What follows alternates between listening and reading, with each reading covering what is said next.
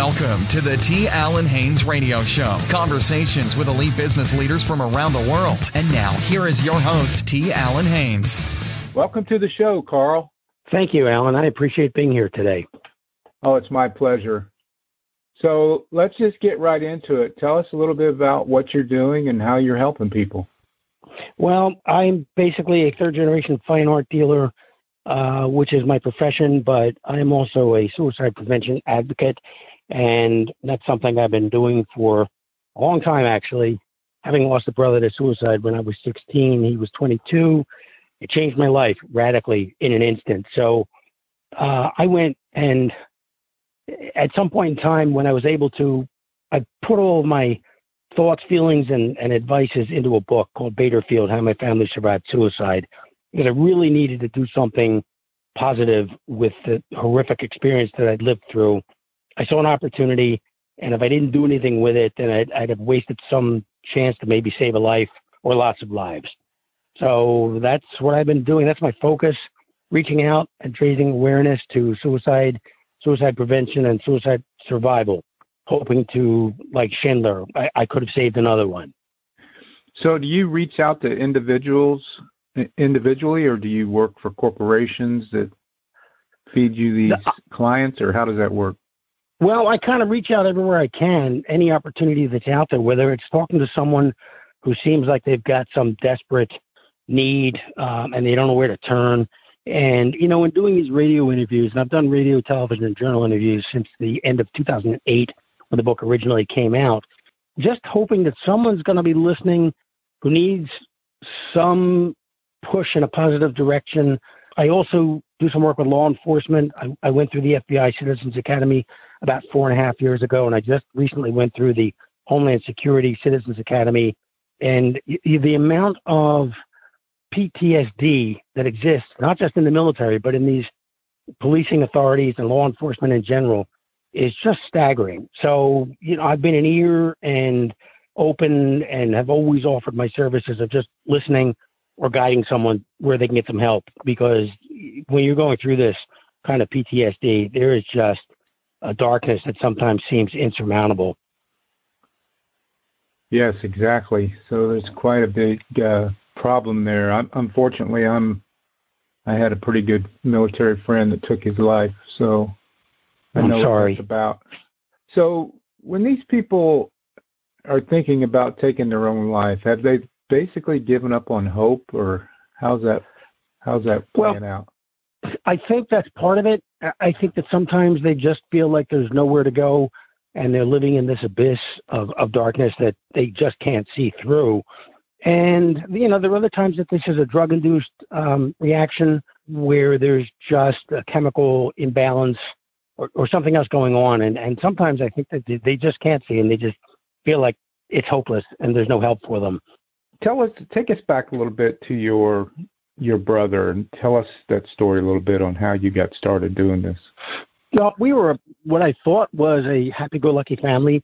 There were 3 of us as brothers, and my parents, kind of the all-American, you know, with a station wagon, except no dog. Unfortunately, it's something I always wanted. Happened later in life.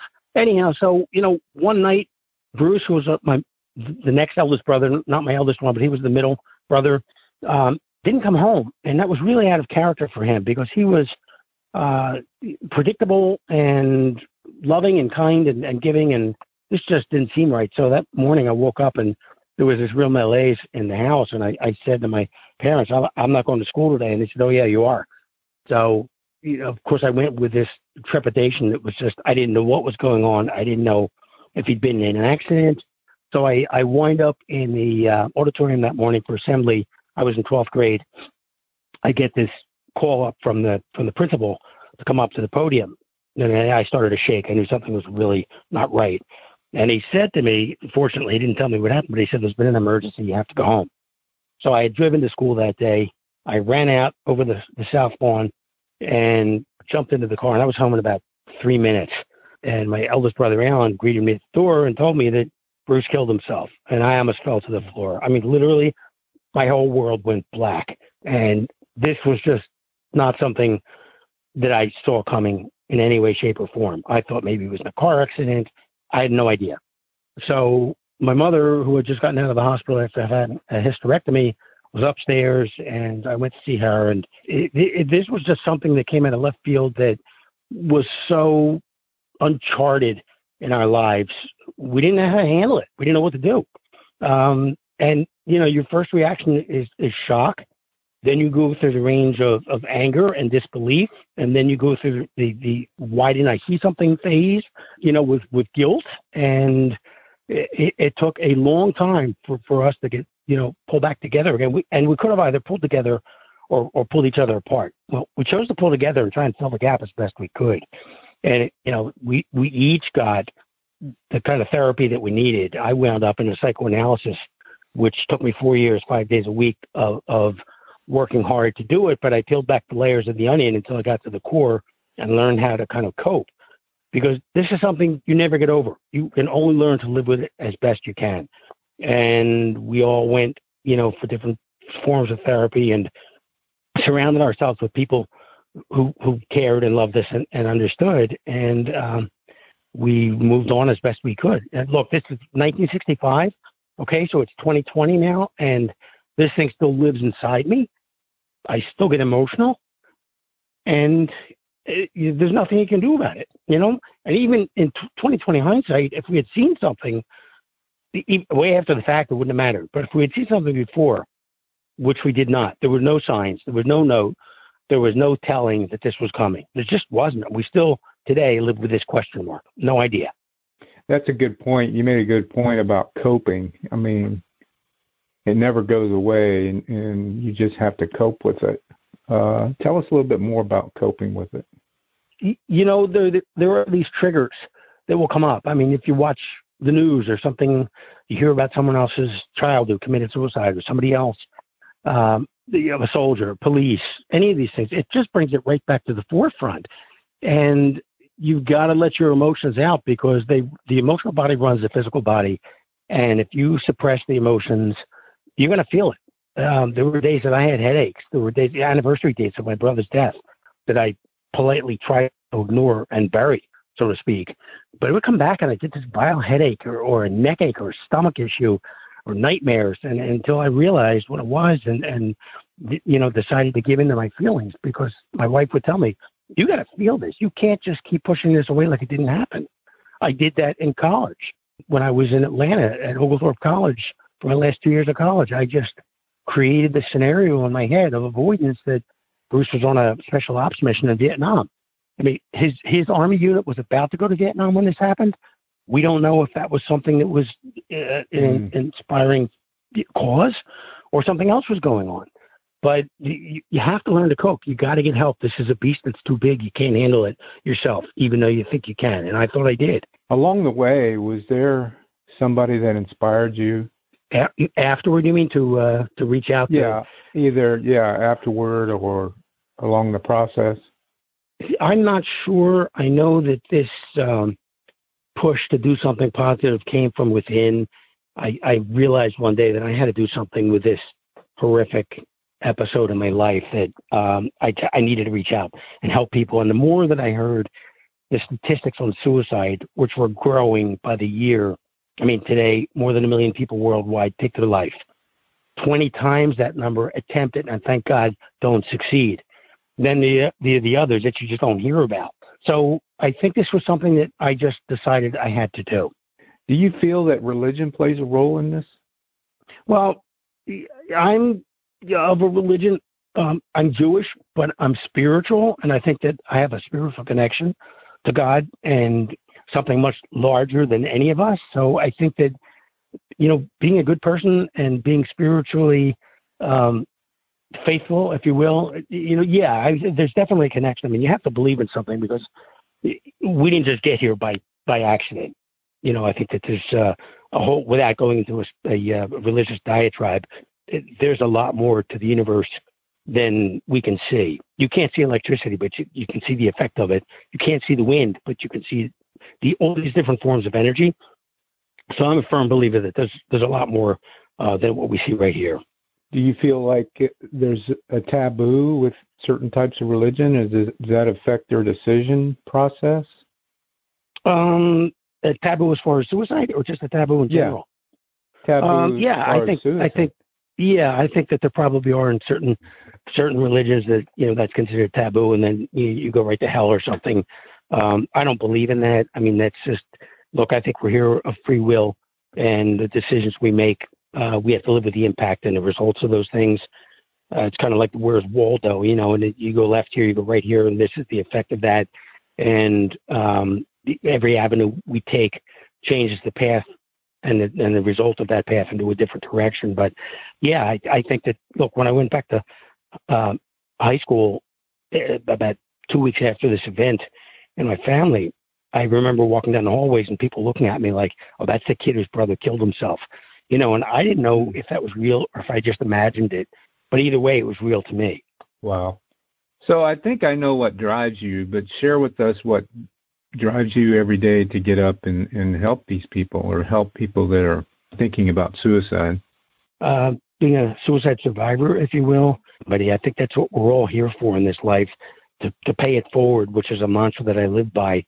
No matter what the experience is, you've got to reach out and try and help somebody else who's struggling. I think that's so critically important in our society, and a lot of people don't do it, and that's okay because maybe they're not ready to do it or they don't want to do it, and that's okay. It's not something you can foist on someone. But in my life, it's really important to get up and do the right thing. And at the end of the day, I can say to myself, I made a difference. I did something for somebody that really changed the course of their life for the better. And there are times that you just don't know. You can walk down the street and smile at somebody who may be having a horrible day, and that one smile gives them the reassurance that somebody cares. That there's a reason to move on and a reason to live. It doesn't always work that way, but you just don't know. A kind word in the right place, a gesture, a handshake, that smile, that acknowledgement of someone, just maybe all they need to move forward and decide to live instead of choosing to die. Wow. What are you finding to be the biggest misconception about suicide? Judgment. I think people judge other people for the act, and that's completely wrong. You don't know what's in someone else's head, what demons they're dealing with, and how difficult their life is or what their situation is. And I remember in the 60s when this happened that people wouldn't even talk about it. This was an act that was so repugnant to people that they just shunned it. I mean, they moved away from it and ignored it and as if it didn't exist. And if, someone heard that so-and-so committed suicide, it was like, oh my God, that's, we're not even going there. That's horrible. And they would judge people. So I think that's probably the biggest mistake that people can make. First of all, you don't have the right to judge anybody else. You haven't walked in their shoes. You don't know what their life is like. So how do you get the okay and the authority to judge them? You want to judge yourself, that's one thing. But, you can't judge somebody else. That's just not right. What should you do if you suspect somebody's going to attempt suicide? Well, if you know them or you know their family, reach out to their family, reach out to their clergy, reach out to someone. And even if, you're a little bit aggressive, the worst you can do is embarrass them. Call 911 if you suspect someone's going to take their life, if they're talking about it, or if they're you see them giving away all their possessions. There's some of the signs which we didn't see, unfortunately, because they weren't there. But a lot of the typical indicators are, 1, talking about killing themselves, 2, giving away their possessions, 3, dropping out of society and losing all the things that they had interest in and just kind of going into a reclusive mode. Just odd behaviors. But these are things that, as I said, if you know their family, contact them, let them know. You're better off to be a little bit more assertive than to say, oh, I wish I had said something. I saw this and I didn't say anything and now I regret it. Well, there's a life lost maybe because maybe it would have happened anyhow, but at least if you do something to stave it off, to try, you may be a little bit over reacting, but maybe not. The worst you can do is embarrass somebody. The best thing you can do is save a life. Has there been anyone that you've actually saved or helped? There could have been. I don't know for sure directly, but I know that I have spoken with a number of people. In fact, after one of the radio interviews that I had done several years back, I got emails and phone calls thanking me for reaching out. So in answer to the question, I guess the short answer is yes, I probably have helped a lot of people. I may never know, and that's okay. But, I just have to keep doing what I'm doing to hopefully save lives along the way. So what would be your best piece of advice for someone that's thinking of suicide or taking their own life? Talk to somebody. Reach out. Let these negative thoughts and demons out to someone, because if you have a chance to talk to someone for maybe 10 minutes, sometimes they can talk you off the ledge. I once did an interview, and there was a psychologist who had a consulting company called Contact, where you can call in if you have a suicidal thought or something, or real problems. They would frequently call this number, and these people who were well trained would listen. And a lot of times they said after 10 minutes of listening to them and talking to them, they got them to change their mind, to get some help. So I think you have to make sure that these people don't feel isolated and alone, that there is help for them, that they're loved, and that there's hope. So with the onset of all this PTSD and these military guys that are allegedly 20-plus people are taking their lives during the day or during each day, what do you feel is the underlying problem when there's obviously some help for them? Well, I think in the military and in law enforcement as well, these folks see the worst of the worst in life. They're traumatized. I mean, they can't unblock in their heads. I'm sorry, they can't block them. This fog of war and the horrors of the streets of the worst just imprint on their psyche, and without getting proper help, there's no way they can erase that, and it just overwhelms them. So I think that's a huge problem. 22 a day in the military, but there are way more than that, just both in active duty and retired, and among veterans and in law enforcement in general, the different agencies, that these people see the absolute worst of life. And it's something that is extremely difficult to cope with. It's cumulative. It's not like it happens once. They see these things all the time. So I think that that's something that is finally getting recognition, and hopefully this PTSD issue gets more help and, professional help among law enforcement and the military. It looks like it's starting. It's not where it needs to be yet, but at least the issues are being addressed, finally. So take us through, if someone reached out to you and they're having suicide tendencies, how would you take them through the process? First, I would listen to them and see if they responded while I was listening. Then I would certainly direct them to get professional help. Whether it's 911 or if it's a hospital or if it's someone, family member, I kind of have to listen to the problems and see which direction I'd sort of aim them in. And if they wouldn't do it for themselves, I would probably call 911 myself and refer them to them and see if I could hook them up directly, so that, if they didn't have the strength to do this themselves or couldn't see past their own trauma, that maybe I could intercede by directing someone to 911 or crisis center or something, counseling to help them. So if we have a listener that's got these thoughts and these possibilities, how can they possibly get a hold of you or reach out to you? Probably by email, which is the best way to do that. If it's, my gallery number, professional number, is 215-735-2922. We're in Philadelphia. My email is Carl E. David, that's CarleEDavid @gmail.com. Happy to listen to anybody, help them, refer them, and do whatever I can, to help save a life. Perfect. Well, thank you again for being on the show. There's a lot of great information. I know I was educated quite a bit. So thanks again for being on the show. Oh, Alan, my pleasure. Thanks for having me, and always here for anybody who needs help. Oh, you're welcome. So there you have it for this edition of the show. We'll see you the next time. Thanks for listening to the T. Allen Haynes Radio Show with T. Allen Haynes. Conversations with elite business leaders from around the world. We will see you next time on the T. Allen Haynes Radio Show.